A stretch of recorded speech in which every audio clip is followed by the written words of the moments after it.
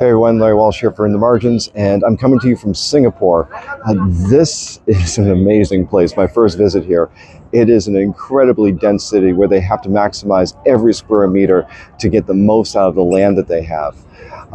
And it reminded me about how many vendors that we're working with are now looking around trying to generate more revenue, and they're thinking that they have to go out and get more partners. Not necessarily what they're thinking of in terms of right partners, as sometimes they talk about, but more partners, thinking that if they have more resellers and integrators and service providers out in the field, that they're going to generate more revenue. The entire, one more dollar, one more euro of sale. The reason why Singapore is reminding me about this topic is because I don't think vendors take enough stock of the partners that they have. That they should be looking to maximize the value and the potential of the partners that they're already working with, the partners that are familiar with them.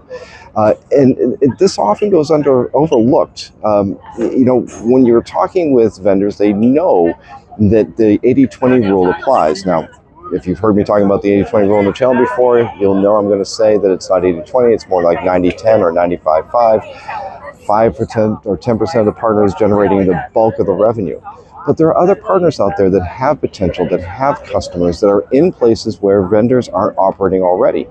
And it's up to the vendors, and particularly their channel account managers, to seek those partners out, to identify new opportunities, and more than anything else, de-risk the go-to-market process so the partners will invest and expand their relationship with you.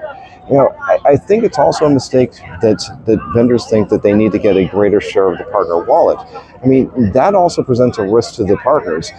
If a partner is doing 5% of the revenue with you, 10% of the revenue with you, that is a safe exposure. And if you start to look at things and look at your partners in terms of how much business they're doing with you and where they can go with you next, and then you figure out, doing some joint business plans to actually enable them to go out and capture business that you think that you need or that you don't already have, then you have a real winning combination. Again, the idea with channel partners is to maximize the value you have, not necessarily maximize the number of partners that you have. Well, I'm going to continue exploring this great city of Singapore. If you like what we're doing here at In the Margins, please hit like, hit subscribe, tell your friends about it, check out our other podcasts, Changing Channels and The Network Effect, and check out all the great content we have on channelnomics.com for you. Until next time, I'm Larry Walsh.